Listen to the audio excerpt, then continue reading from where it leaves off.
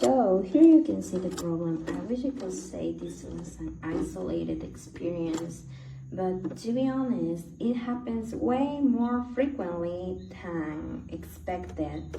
I didn't even know this was a thing. And what you ought to do is open the whole thing and try to fix it.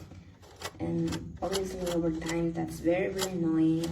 Also, the thread, automatic threading doesn't work, and that's also very annoying.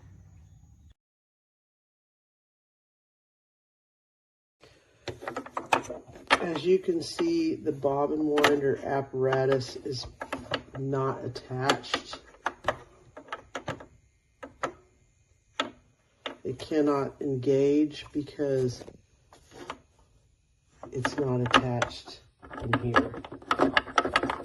So therefore the bobbin cannot wind. You can see that the housing is not over the top of it either. So when the refurbished machine happened, this did not get corrected.